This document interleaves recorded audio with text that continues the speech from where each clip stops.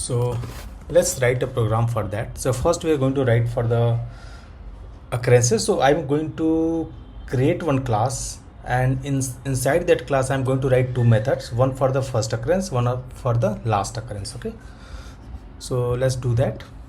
I'm going to create a class that is first last occurrence. Okay, and in this I'm going to create two methods. So let me write the first occurrence first. So I'm going to create one static method, and this is going to return the index, so that will be int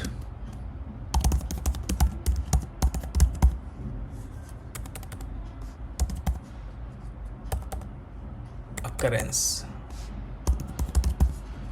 So in this I'm going to pass our array int array comma int target, correct? And I'm going to write the same method like we have written back for the binary search. So I'm going to start I'm going to initialize the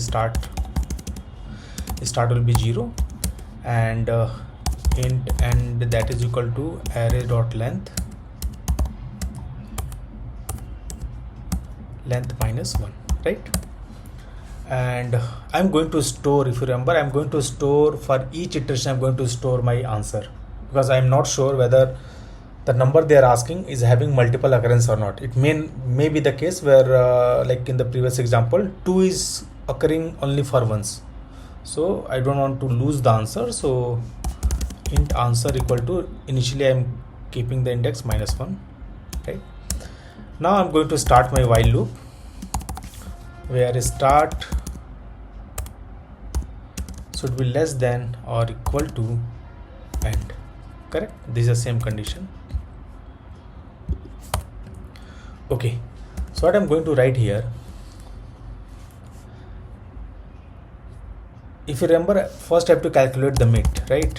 Int mid, that is equal to just stop the overflow, I'm writing the start plus end minus start divide by 2, correct? No, we have to now do the the change, the modification will be done now. So earlier what I was doing, if array mid equal to target, then I was simply returning the mid index, right? Because that is the answer. But in this case, this is not the answer. I have to find out the leftmost first occurrence, right? So what I'm going to do, first let's store this. So my answer will be mid.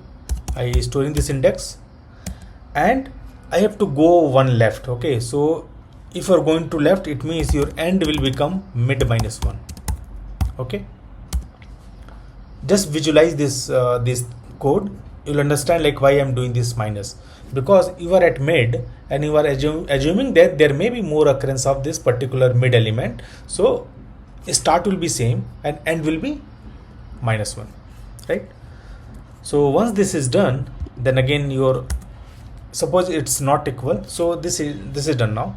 Suppose your mid is not equal to the targets, then I'm going to do the same operation that I used to do. So this will be else if. In else if, what I'm going to check, if array mid is less than the target. Okay, so what I'm going to do, I'm simply going to increase my start, okay, because target is big, so it means the second half it will be there, right? So start equal to mid plus 1. Okay, otherwise in else condition I'm going to simply do end equal to mid minus 1. Hope these things are clear to you. Okay, and this loop is continually going on. Okay, every time I'm storing the answer, right? And I'm just moving the current mid to one step back. Okay, so it is mid minus 1, then I'm checking the normal conditions. So this will run. Once this loop is going to over, I'm going to return the answer, because answer is containing the index. the index that I'm looking for. Okay, so let's write one main program for this to run this. So in this I'm going to pass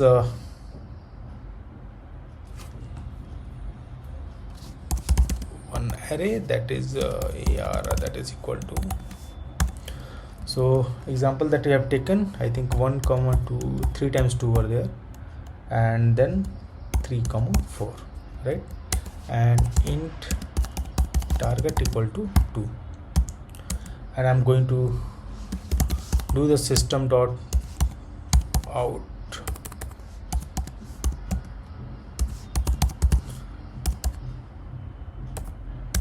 I'm going to pass in this the one statement like, okay, first occurrence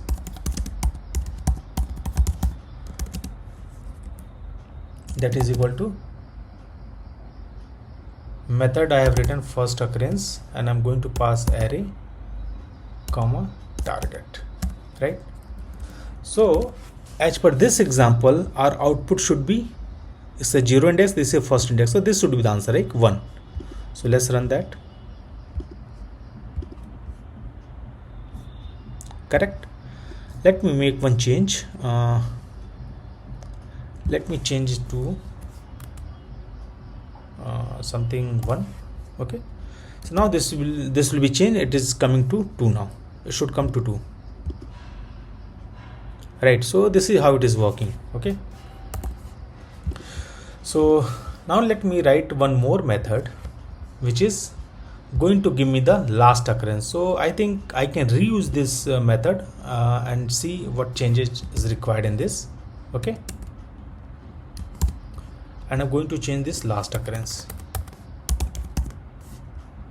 All right, only change I have to do, answer I'm storing. After that I have to, since it's a last occurrence, I have to move the start. So start equal to mid plus 1, right? This one line change is needed. So in this case, in the same example, if I'm going to run this last occurrence, and let me change it to last. Okay, so in this case the last occurrence should be 1 2 3. Okay, so 3 should be answered. So let's run that. 3 last occurrence is coming 3, first occurrence is coming 2. So see, we got the right answer. So the time complexity will be this, since we are doing the binary search, so it is because this is the constant operation, right? So this is not going to add any complexity, so it will be same like a binary search, so it will be order of n log n. Okay, and space is order of 1 because we are not using any extra space in this. So hope you understand this program and try to practice it. Let's see you in the next one.